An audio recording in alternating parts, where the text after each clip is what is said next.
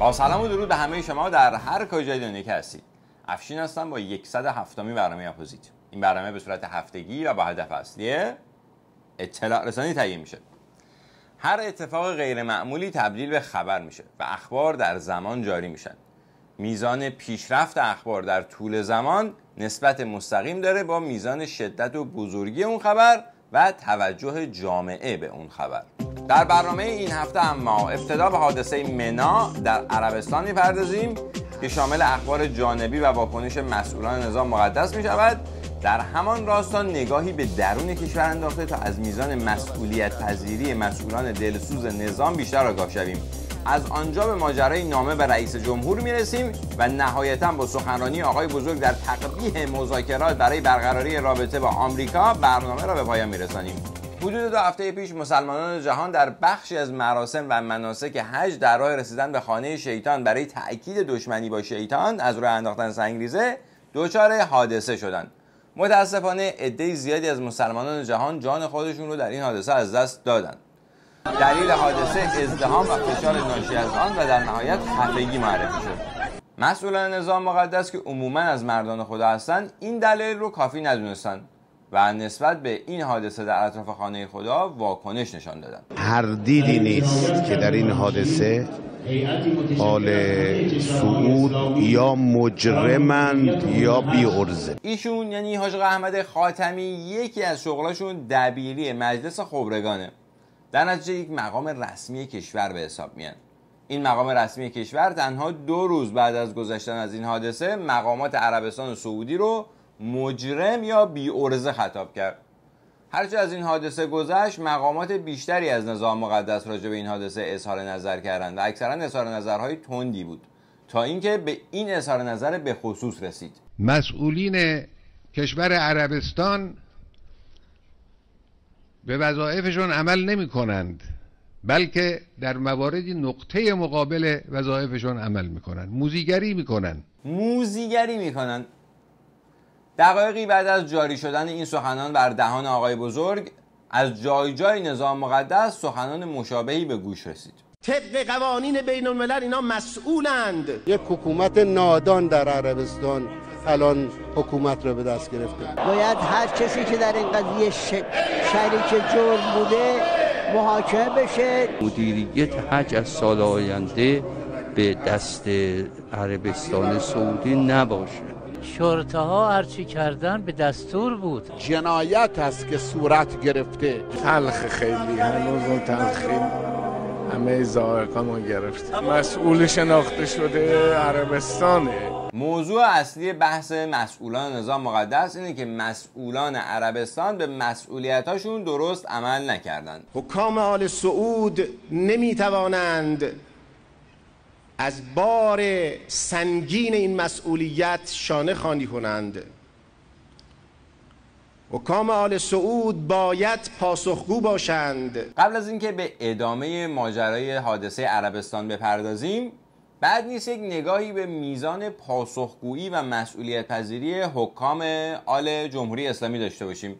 در همین راستا چند خبر مربوط به داخل کشور رو با هم نگاه میکنیم. همجواری کانال فاضلاب و زمینهای کشاورزی با مجتمعهای مسکونی ضیاءآباد اسلامشهر. مشکلات ما این زمینایی که اینجا فاضلاب از توش رد شده. اگه دوربینتون رو بچرخونید کاملا میبینید. حالا این همسایه مزاحم چه مشکلاتی رو به وجود آورده. پشو، آشغال و سگ و همه چی هست. مخصوصا بوی بد که فرقی نداره چه تابستون چه زمستون. خیلی ساده. یک مجتمع مسکونی تقریبا نوساز در جنوب شهر تهران، پایتخت مقتدرترین کشور منطقه، وجود داره که کانال روباز فاضلاب از فاصله چند متری اون عبور میکنه. مشکلات مردم هم از این بابت از زبان خودشون شنیدین. در ضمن هیچ کدوم از مسئولین با ایمان و متواضع نظام مقدس در این مجتمع مسکونی زندگی نمیکنن.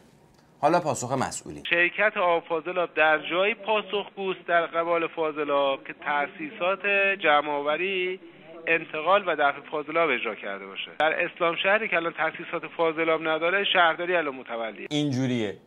مسئول آب و فاضلاب منطقه میگه مسئولیتش با ما نیست، مسئولیتش با شهرداریه. حالا شهرداری چی میگه؟ تو بحث آب آشامیدنی که و فاضلاب آفای اسلام شهر باید از اون کانال پیگیری بشه. بحث زمین‌های کشاورزی هم مسکن مهر اومده در زمین‌های کشاورزی ساخته شده، چون اون نقطه زمینش مال مسکن شهرسازی بود اومدن اونجا رو انجام دادن در وسط زمین‌های کشاورزی. مالکین اطرافش بیان برای بحث توافقات به شهرداری مراجعه کنن که دارن این کارو میکنن. در آینده احتمال تحقیق کاربری تو اون مقاطع هستش. یعنی خلاصه ما مسئول نیستیم. حالا چند هزار نفر اهالی این شهرک هر روز بوی بعد اذیتشون میکنه، خب بکنه. محیط زندگیشون غیر بهداشتیه، خب باشه. اون مسئولین قبلی هم که رفتن با زد و بند وسط زمینهای کشاورزی مجتمع مسکونی احداث کردن اصلا محل بحث نیستن. معنویاتشون رو ریختن تو توشه آخرتشون و رفتن. یه مثال دیگه در همین زمینه ها همون حوالی مرز بولوار شکلی که شهرستان ملارد تهران رو از شهرستان فردیس کرج جدا میکنه. متاسفانه اینجا تنها دو استانی تو کشور هستش که مرز اون فقط یک بولوار فرعی سوا کرده. بولواری که مشکلاتش داره کم کم از قدش بلندتر میشه. چند روز پیش شالول اصلی ترکیده بود، فردیس میگه مال ایوره، مال ملارد میگه مال اوره. اینجا نه شهرداری ملار رسیدگی میکنه نه شهرداری فردیس. تصادف میشه توی بولوار، شهرداری بالا شهرداری پایین، دو طرف شهرداری میاد خسارت میگیره، ولی برای مثلا خدمات دادن نه، وظیفه‌ای در قبال مردم ندارن. این میگه اون مسئوله، اون میگه این مسئوله. مردم این وسط مثل توپ فوتبال این ور اون ور میشن، نه زورشون به این میرسه نه به اون. شانه خالی کردن از بار مسئولیت رایج‌ترین روش برای عدم پاسخگویی به مردمه. چند سالیه که زیرساختای مسکن مهر مثل طفلی شده که هیچ وقت بزرگ نمیشه و دردش هم فقط مال خریداران ساده دلیه که فکر میکردن یه روزی خونه دار میشن و این بار قرعه به نام معلولان افتاده. پیمانکاری که به ما معرفی کردن برای این پروژه بالای 6 میلیارد از اینجا اختلاس کرد. 15 میلیارد دریافتی داشت از تاوانی و بانک. کارشناس دادگستری زمانی که اومد اینجا تخمین زد که چقدر کار انجام شده، حدود 9 میلیارد تومان تخمین زد. خدمتتون عرض کنم که پیمانکاری که همچین پروژه‌ای بهش میرسه حتما خودیه یا یه معنویات نون و آبداری به یه مسئولی رسونده تا همچین پروژه‌ای بهش رسیده. حالا این پیمانکار پول معلولین رو ورداشته رفته. به نام 3 میلیون و 4 میلیون قرار بوده ما صاحب خونه بشیم. خودم الان 28 میلیون تا پول ریختم سال 86. دیگه خدا شاید الان خونه هیچی ندارم. یه موکته، 2 تا معلولم هستم. وقتی این موضوع رو هم از مسئولین پرسیدیم، مسئولیت مسکن مهر با جناب آقای مهندس میریان هستش که به مسافرت تشریف دارن. این یعنی به من مربوط نیست. البته آقای مهندس میریان اگه از مسافرت هم برگردن خونه‌ای برای این معلولان مال باخته فراهم نخواهد شد، مثل قبل از اینکه به مسافرت برن. این پایان گزارش بود، من قطعش نکردم. اما اصولا مردم که نباید با پیمانکار طرف بشن. مردم باید با مؤسسه تعاونی که قول احداث این مجموعه رو اونجا داده طرف باشن. اما برابر همون روش قبلی مسئول مربوطه میگه تقصیر من نیست، تقصیر اونه. اون روزی که عملیات اجرایی سد بختیاری رو تازه به عنوان بلندترین سد بتونی جهان شروع می‌کردن، نگفته بودن قرار هر چقدر ارتفاع سد زیاد بشه جیب کارگر سد خالی بمونه. سال 89 که استارت پروژه بوده، تقریبا همه این دوستانی که هستن تو پروژه به نوعی تو قسمت‌های مختلف پروژه مشغول به کار بود. خدا رو خوش میاد بعد از 16 ماه طلب از عید به این ور 10 تا ارگان دولتی رو من برم از این وزیر خواهش، از اون نماینده مجلس خواهش که آقا حقوق سر ماه من رو بده. انصاف نمیدونم، ولی میدونم که پول ساخت این سد از محل بودجه عمرانی کشور، یعنی درآمد عمومی کشور که اینا بهش میگن بیت المال، پرداخت شده. تقریبا 1400 میلیارد تومان. حالا کارگرانی که در این پروژه مشغول به کار بودن 16 ماه حقوقشون رو نگرفتن و زندگیشون به سختی میگذره. خب بگذره. ما الان در شرایط ویژه هستیم، در حال مقاومت در برابر توطئه‌های استکبار جهانی. به هر حال این مثالایی که تا الان دیدید و شنیدین خبرهای همین 6-7 روز گذشته هستن، اونم در سطح خرد. از این مثالها در سطح کلان هم فراوانه، یعنی بیشتر است که کمتر نیست. این مثالها زده شد تا میزان مسئولیت پذیری مسئولین نظام مقدس و پاسخگوییشون به مردم و همچنین اهمیت مردم در چشم اونها رو بهتر درک کنیم. این ملت یک پدر دارد که اگر به 500 نفر از ملت ما تعرض شد، او صحبتی میکند از سر سرفرازی که به دشمن میگوید ما تا آخر کار ایستادیم. این خیلی عزتمندانه بود، خیلی باعث شرف ملت ایران بود. ما باید خدا رو شکر کنیم که چنین رهبر بزرگواری داریم. ایشون یکی از مسئولین نظام مقدس هستند که در 36 سال گذشته مسئول بودند. یعنی به اذن همون رهبر دائما از این مسئولیت به اون مسئولیت گماشته شدند. خب مشخصه که چرا ایشون باید خدا رو شکر کنن که همچین رهبری دارن. اما ما چرا باید خدا رو شکر کنیم که همچین رهبری داریم؟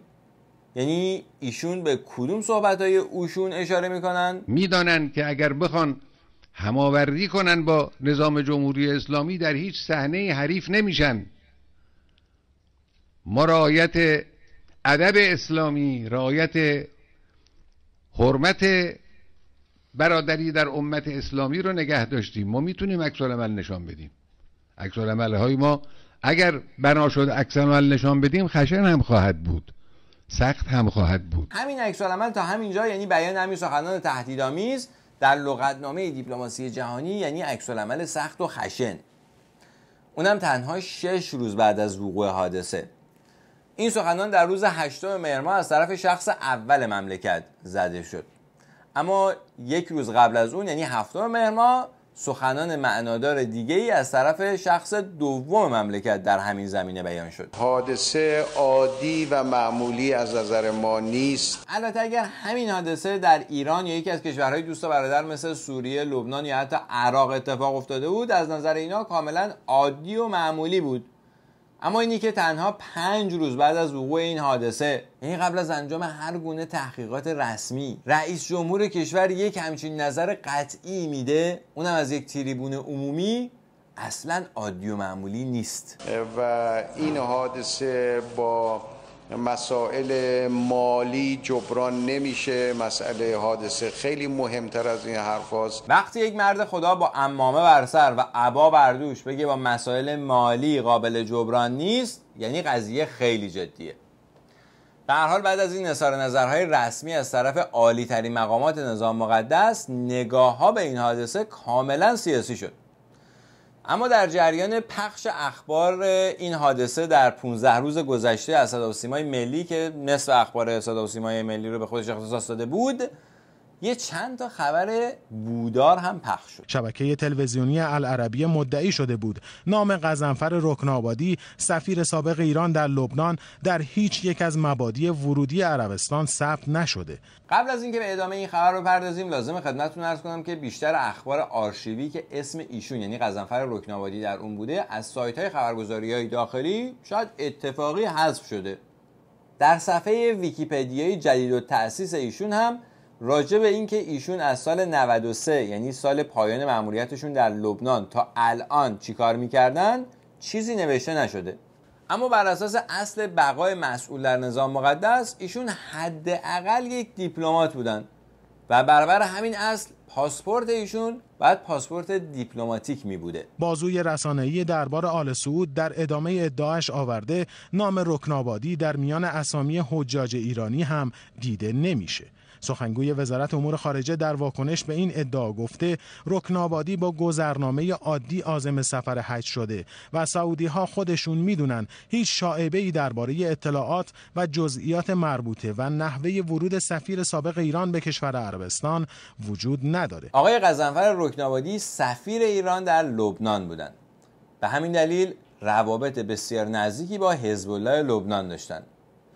در ضمن ایشون خیلی راجع به یمن و حوثی‌ها هم فعال بودند. صنعا امروز در دستان انقلابیونی است که پرچم حوثی‌ها و انصارالله را در آن بالا بردند. تحولات یمن تازه ترین نشانه تاثیرگذاری جمهوری اسلامی در اوضاع منطقه است. ایران البته مطابق معمول درباره یمن هم موضع‌گیری کلی و دیپلماتیک دارد، اما محافل سیاسی می‌دانند که انصارالله یمنی حزب الله لبنان است. همونطور که دیدید و شنیدین، حوثی‌های یمن یمنی حزب الله لبنان به حساب میان. آقای غضنفر رکنابادی بسیار راجع به یمن و شرایط یمن و جنگش با عربستان اظهار نظر می‌فرمودند. به هر حال ایشون جزء گمشده‌های حادثه منا هستن که جسدشون یا جسم زندهشون هنوز تحویل جمهوری اسلامی نشده.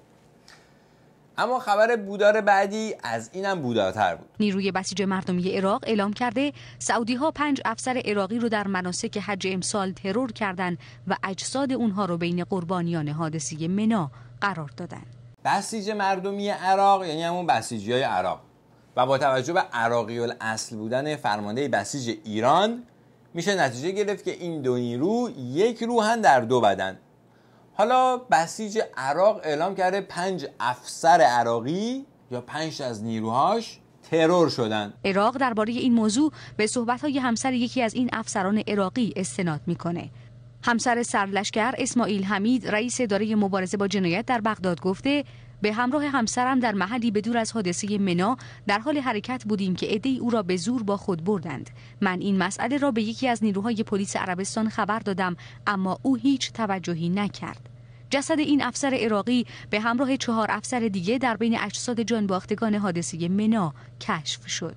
همه زور این گزارش اینه که بگه اون 5 افسر عراقی اونجا نبودن و یه جایی دورتر ترور شدن، احتمالاً به روش خفگی در جمعیت در اثر ازدحام. خبر بودار بعدی. امروز همچنین پیکرهای پاک سید حمید میرزاده از گزارشگران رسانه ملی و همچنین حسن حسینی مقدم سرکنسول جمهوری اسلامی ایران در مرو که در فاجعه منا دعوت حق را لبیک گفتند در تهران تشریح و به خاک سپرده شد. باز هم یک دیپلمات منطقه‌ای دیگه نظام مقدس به حمله یک خبرنگار ولایت مدار که فقط خبرهای خاصی رو می‌نگاشته، برای همین ما زیاد باهاش آشنا نیستیم. تمرکز این تعداد از نیروهای ولایت مدار در اون منطقه خاص که درش حادثه رخ داده یه خورده بوداره، مخصوصا وقتی برگردیم به سخنان رئیس جمهور منتخب 2 روز قبل از وقوع حادثه. اگر کشورهایی که امروز به همسایگانشان به ناروا ظلم میکنند بدانند اگر فردایی در کشور اونها تروریست ها بخواهند اونها را از پا در آورند و ملت اونها را به ذلت بکشانند به خواست ملت اونها، اگر نیروی مسلحی در این منطقه بتواند اون تروریست ها را قلع و قم کند، نیروی مسلح جمهوری اسلامی ایران است. گنگ و کلی حرف زدن یکی از شگردهای مردان خداست که عمامه به سر دارن و عبا بر دوش، برای اینکه بتونن بعداً حرفشون رو عوض کنن. اما اینجا کاملا واضحه که منظور آقای روحانی از اون کشوری که به کشور همسایه‌اش داره ظلم میکنه عربستان سعودیه که به لحاظ امنیت داخلی در آرامش نسبی به سر میبرد. ولی آقای روحانی یک دفعه رو هوا پیش بینی میکنن که اگر تروریست‌ها بخوان در عربستان عملیات تروریستی انجام بدن ما هستیم و جلوی تروریست‌ها رو میگیریم. در عالم سیاست هیچ اتفاقی نیست. اما در همین روزهایی که سر مردم به حادثه منا و عزاداری گرم بود، اتفاقات دیگری هم در کشور در جریان بود. نامه‌ای که ظاهراً ناگهانی به رسانه‌ها درز کرد و نشون داد که پشت پرده احتمالاً خبرهایی هست. هشدار 4 وزیر به رئیس جمهور: مراقب باشید و باشیم تا رکود تبدیل به بحران نشه. طیب نیا، نعمتزاده، ربیعی و دهقان در این نامه با انتقاد از برخی تصمیم‌ها و سیاست‌های ناهماهنگ دستگاه‌ها هشدار دادن اگه تصمیمات فوری اقتصادی نگیریم رکود تبدیل به بحران میشه. این نامه‌ای که ظاهراً ناگهانی به رسانه‌ها درز کرد در روز یکشنبه 12 مهر ماه درز کرد، اما تاریخ نامه 12 مهر ماه نبود. ما نامه رو توی شهریور ماه بود که نوشتیم و وزرایی هم که امضا کردن عمدتاً وزرایی هستن که ارتباط نزدیکتری با بازار سرمایه دارن. پس نامه حدود 1 ماه پیش نگاشته شده. خب حالا در این نامه به چه نکاتی اشاره شده؟ یعنی دقیقاً به رئیس جمهور در مورد چه مواردی هشدار اقتصادی داده شده؟ 4 وزیر از 19 ماه ریزش بورس و کاهش 42% شاخص قیمت سهام و افت 36% ارزش بازار سرمایه کشور میگویند و اینکه 11 شرکت مهم در بورس مدت هاست قابل معامله نیست و اگر نماد آنها برای معامله باز شود بازار افتی شدید را تجربه خواهد کرد. که باز شد و افت شدید هم حاصل شد. بورس یا بازار سرمایه جاییه که سهام شرکت‌های بزرگ که شامل صنایع و معادن اصلی کشور هستن اونجا معامله میشه. این بازار در 2-3 ماه گذشته در حال سقوط آزاد به سر میبره. در این نامه به طور تلویحی به تبعات این سقوط آزاد از زبان 4 وزیر پرداخته شده. طیب نیا متولی بورس است. بورسی که در 19 ماه گذشته 180,000 میلیارد تومان از ارزش خود را از دست داده و آنطور که در نامه آمده اگر اقدام عاجلی صورت نگیرد بیم آن می‌رود که رکود عمیق‌تر شود. 180,000 میلیارد تومان یعنی حدود 50 میلیارد دلار. این رقم در 2 سال گذشته از بین رفته. اما وزیر دفاع چرا زیر این نامه را امضا کرده؟ امضای وزیر دفاع هم از همین زاویه قابل بررسی است. او باید جوابگوی حقوق بازنشستگان لشکری باشد و منابع صندوق بازنشستگی او که از سهام پتروشیمی ها در بورس به دست می آید هر روز آب می شود. پتروشیمی ها حدود 35% ارزش کل بورس رو تشکیل میدن. این صنایع دولتی یا خصولتی یعنی خودمونی خصوصی شده هستند، یعنی جزء سرمایه‌های ملی که متعلق به همه مردم هست به حساب میان. خوراک اصلی این صنایع همون نفت و گاز هست که به ارزان‌ترین قیمت ممکن به دستشون میرسه. اما چون مدیریت این صنایع عموماً در دست ولایت مدارترین مدیران کشوره، ارزش سهام این صنایع هر روز در حال آب شدن هست و بهای این سوء مدیریت رو سهامداران اصلی این صنایع یعنی همون بازنشستگان ارتش و نیروهای مسلح باید بدن، همونهایی که در دفاع مقدس جان فشانی کردن. و از همه جالبتر این که حتی اسمی از مدیران مسئول این حادثه برده نمیشه. ما باید خدا رو شکر کنیم که چنین رهبر بزرگواری داریم که همه محاسبات رو میکنه تا ملت ایران بداند یک تکیهگاه قوی دارد. ملت ایران بداند ما نسبت به تک تک اونها احساس مسئولیت میکنیم. برگردیم به نامه. وزیر صنعت و معدن و بازرگانی چرا زیر این نامه را امضا کرده؟ او نیز با کمبود شدید نقدینگی در واحدهای تولیدی، تعطیلی آنها و پر شدن انبار کارخانه‌های خودروسازان، سیمانی‌ها و فولادی‌ها مواجه است و انگار دیگر طاقت او هم به سر رسیده است. در نامه به عنوان نمونه گفته شده در حال حاضر 100,000 خودرو روی دست خودروسازان مانده است. 100,000 خودرو روی دست خودروسازان مانده است. جالبه که تقریبا همون موقعی که این نامه نوشته شد خبرنگاران راجع به همین مورد به خصوص از همین آقای وزیر سوال کردن. ما فروش خودرومون که کم نشده. من دیدم مدیر عامل ایران خودرو مصاحبه کرده بود که اینقدر هم افزایش پیدا کرد. تو از اونی که دلمون میخواد عرض کنم و برنامه داشتیم تو این چند ماه بالاخره یه مقدار کاهش داریم. مسئولان نظام مقدس در حد وزیر دروغ میگن در حد بنز. حالا میدونید چرا وضع صنایع خودروسازی به این روز افتاده؟ اما بشنوید از برخی نماینده‌های مجلس که معتقدند 100% مسئولیت وضع خودرو بر عهده وزارت صنعت و خودروسازی داخلی تحت نظارت وزارت صنعت به جای بهبود کیفیت خودروهاشون به واردات و خرید زمین مشغولن. با کدوم پول؟ با همون پولی که از بودجه کشور به صورت تسهیلات میگیرن یا سود حاصل از فروش همون خودروها که باید به سهامداران برسه یا حداقل در خود صنایع خودروسازی سرمایه گذاری بشه. با این پول میرن زمین میخرن و باعث گرون شدن زمین و خونه میشن یا واردات میکنن، اونم از چین و هند. وارد مبحث واردات نمیشیم، اما خودروسازا با این پول یه کارهای دیگه هم میکنن که اون خیلی شاهکاره. وقتی که گروه خودروسازی میاد بانکداری میکند، بانک میخرد، سرمایه در گردشش میبره بیرون، چون که مدیره همان خودروسازی هیئت مدیره همان بانک میشه به خاطر سهامش. آخر سال حق جلسه و پاداششون رقمات بسیار چشمگیر باشد، اینه باعث میشه که آقایان برن بانکداری هم بکنن. ایشون آقای قاضی پور نماینده مجلس شورای اسلامی هستن ها، نه عامل استکبار. یکی دیگه از نمایندگان همین مجلس یه خورده بیشتر راجع به بانکداری خودروسازان و تأثیر اون در گرانی خودرو توضیح دادن.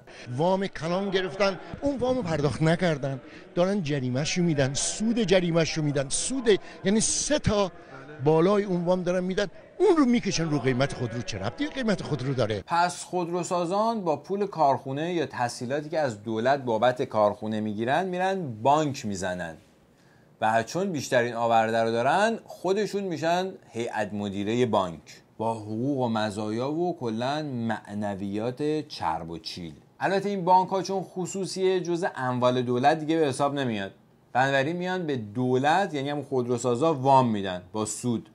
بعد واما رو نمیتونن پرداخت کنن یا پرداخت نمیکنن، در نتیجه روی اون سودم 2 مرتبه سود میگیرن. بعد همه اینا رو میکشن رو پول خودرو، اونم چه خودرویی که در استاندارد واقعا شاهکاره. یعنی خودروهایی که با سرعت 40 کیلومتر اگه باهاش تصادف بکنین خطر جانی شما رو تهدید میکنه. در طول تاریخ خودروسازی سابقه نداشتی یه خودروی تصادف کنه از وسط تاشه، حتی شاسی ماشین خم شه، یا اتوبوس در تصادف سقفش برداشته شه. مطمئناً بیشتر از 500 نفر در سال به خاطر کیفیت بد خودروهای وطنی جان خودشون از دست میدن. اتفاقا در اون نامه به وضع بانک ها هم اشاره شده. اما بانک ها هرچند سودده هستند، اما سودی که بین سهامداران تقسیم کردند ظرف 1 سال از 6700 میلیارد تومان به 1900 میلیارد تومان رسیده است. این 4 وزیر معتقدند امکان جبران کسری ذخایر بانک ها دست کم تا 5 سال آینده وجود ندارد. اتفاقا وجود داره، چون این کسری منابع ریالیه و میشه با افزایش قیمت دلار حاصل از فروش نفت پسا تحریم این کسری ریالی رو جبران کرد. یعنی مثلا اگر قیمت دلار برسه به حدود 5000 تومان، این کسری منابع ریالی رو میشه ظرف 1 سال جبران کرد. نظام مقدس همیشه کسری منابع ریالیش رو از همین راه جبران کرده. اینجوری دلار 7 تومان 500 برابر شده و رسیده به 3500 تومان. این وسط فقط سرمایه‌های ریالی مردم آب میره که زیاد مهم نیست. ما باید خدا رو شکر کنیم که چنین رهبر بزرگواری داریم که همه محاسبات رو میکنه تا ملت ایران بداند یک تکیهگاه قوی دارد. ملت ایران بداند ما نسبت به تک تک اونها احساس مسئولیت میکنیم. بله دقیقاً. اما علنی کردن اون نامه بدون هماهنگی با شخص دوم مملکت نبوده. اینی که آقای رئیس جمهور از علنی کردن اون نامه الان چه قصدی داشتن بعداً معلوم میشه. اما آقای بزرگ روز چهارشنبه همین هفته یعنی 15 مهر ماه یک سخنرانی دیگه ای داشتن که اونجا حسابی گرد و خاک کردن. اینی هم که دم از مذاکره و گفتگو میزنن این برای نفوذ است. یه عده‌ای در قضیه مذاکره و مسئله مذاکره سهل انگاری میکنند، سهل اندیشی میکنند، مطلب رو درست نمیفهمند و بدین ترتیب آقای بزرگ به مؤدبانه ترین شکلی که بلد بودن اون کسانی که خواهان ادامه مذاکرات با آمریکا هستن رو نادان خطاب کردن. حالا چرا نادانن یا سهل اندیشن؟ این یک علتی دارد. اینو انسان هوشمند باید بفهمد که چرا.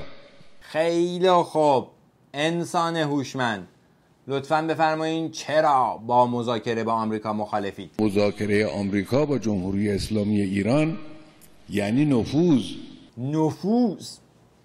نفوذ در کی؟ در چی؟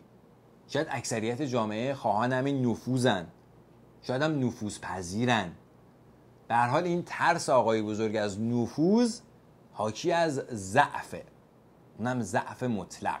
در همین مذاکرات مربوط به مسائل انرژی هسته‌ای هر جا فرصت کردند و میدان به آنها داده شد که البته طرفهای ایرانی و حمدالله حواسشون جمع بود، اما یه جاهایی بالاخره یه فرصتهای اونا پیدا کردن. هر جا فرصت پیدا کردن یک نفوذی کردن، یک حرکت مضر برای منافع ملی انجام دادن. راه رفتن ظریف با کری نفوذه که مضر منافع ملیه. تلفن کردن اوباما به روحانی نفوذ به حساب میاد که اونم مضر منافع ملیه. دست دادن ظریف با اوباما که دیگه آخر نفوذه. با یک زبانی فیما بین رشتی و ترکی و خراسانی پرسید شما مال این محل نیستی؟ البته اینجا بد نیست نظر همین ایشون رو راجع به مذاکره با شیطان قبل از توافق بشنویم. مذاکره ما قبلا هم اعلان کردیم، قبل از این حرفا ما گفتیم درباره موضوعات خاصی که مصلحت بدانه نظام جمهوری اسلامی با این شیطان برای رفع شر او و برای حل مشکل مذاکره میکنیم. توجه کردین؟ وقتی نظام جمهوری اسلامی مصلحت بدانه، یعنی احساس خطر کنه، خدا رو فراموش میکنه و ان تنصر الله و ینصرکم اینا رو هم میذاره در کوزه و میره با شیطان مذاکره میکنه. مذاکره با آمریکا ممنوع است به خاطر ضررهای بیشماری که دارد و منفعتی که اصلا ندارد.